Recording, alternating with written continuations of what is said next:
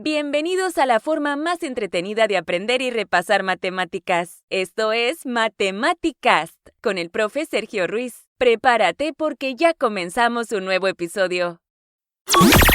Visita www.sergioruiz.com.mx y sigue al profe.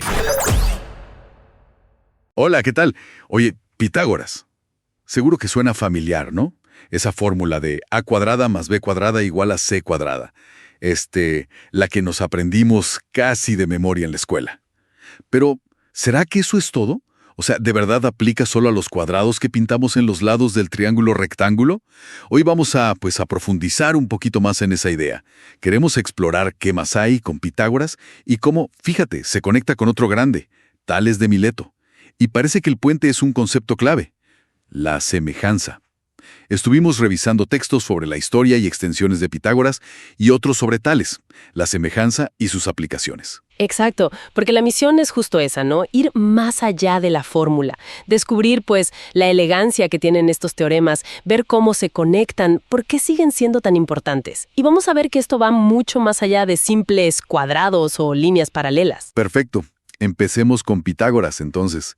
El enunciado clásico, el que todos recordamos, dice que en un triángulo rectángulo, el área del cuadrado sobre la hipotenusa, el lado más largo, es igual a la suma de las áreas de los cuadrados sobre los catetos, los otros dos lados.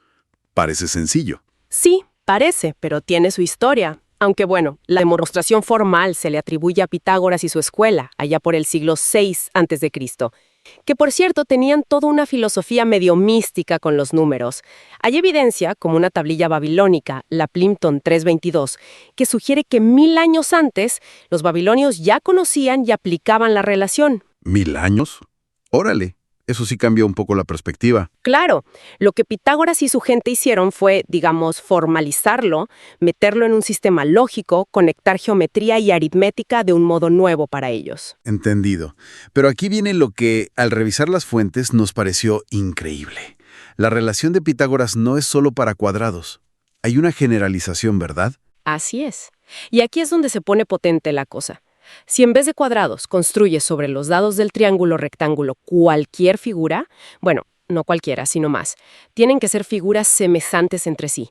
Pueden ser, triángulos equiláteros, hexágonos regulares, hasta semicírculos. Si las tres figuras, la de la hipotenusa y las de los catetos, son semejantes, la relación se cumple. El área de la figura sobre la hipotenusa es igual a la suma de las áreas de las figuras sobre los catetos. A ver. Semejantes. ¿Por qué esa es la condición? O sea, ¿qué tiene que ver la semejanza aquí? Es que la semejanza implica proporción.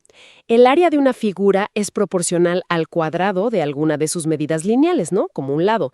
Si tienes figuras semejantes sobre los lados A, B y C de un triángulo rectángulo, sus áreas serán proporcionales a cuadrada, B cuadrada y C cuadrada. Digamos K cuadrada, KB cuadrada, KC cuadrada. Y, como ya sabemos por Pitágoras, que a cuadrada plus b cuadrada es igual a c cuadrada, entonces, k cuadrada plus kb cuadrada tiene que ser igual a kc cuadrada. La constante k, que depende de la forma de la figura, se cancela. La relación se mantiene. La semejanza es la que hace la magia. Ok, ya entendí. La semejanza es la llave. Y supongo que aquí entra Tales de Mileto. Justo. Uno de sus teoremas, el primero, es fundamental para esto.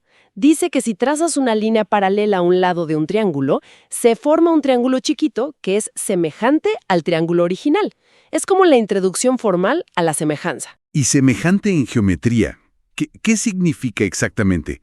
Porque a veces usamos la palabra medio al aire. Muy buena pregunta. En geometría es súper preciso. Misma forma, pero no necesariamente mismo tamaño.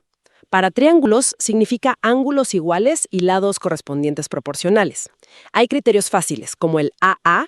Si dos triángulos tienen dos ángulos iguales, ya son semejantes. Ok.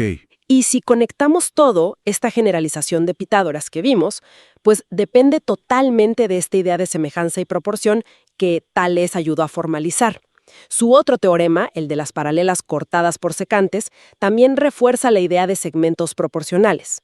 Tales nos dio, las herramientas para entender por qué Pitágoras va más allá de los cuadrados. Tiene lógica. Y hablando de aplicaciones, está la historia de cómo Tales midió la pirámide de Keops. ¿Cómo fue eso? Nomás con un bastón. Sí, es buenísima esa anécdota. Ilustra perfecto el poder de la semejanza. La leyenda cuenta que, hay varias versiones, pero una dice que esperó a que la sombra de su bastón midiera lo mismo que el bastón. En ese instante, la sombra de la pirámide también debía medir lo mismo que la altura de la pirámide, una proporción 1:1. Listo. ¡Qué ingenioso! Otra versión, quizá más general, es que clavó el bastón y comparó triángulos, el formado por el bastón y su sombra, y el formado por la pirámide y su sombra. Como los rayos del sol vienen paralelos, esos triángulos son semejantes. Entonces pudo hacer una proporción. Altura de la pirámide entre su sombra es igual a altura del bastón entre su sombra. Pura semejanza. Increíble. Y me imagino que eso se sigue usando o ya no. Totalmente. Las fuentes mencionan justo eso.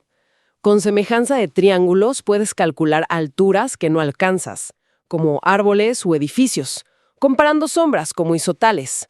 O medir el ancho de un río sin cruzarlo, creando triángulos semejantes desde la orilla con puntos de referencia. Son aplicaciones súper directas.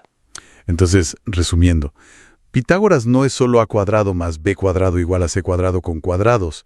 Se extiende a cualquier figura, siempre y cuando sean semejantes entre sí. Y Tales, con sus ideas sobre semejanza y proporción, nos ayuda a entender por qué funciona esa generalización tan sorprendente. Lo capturaste perfecto. La semejanza es ese hilo conductor. Y esto, fíjate, nos deja pensando.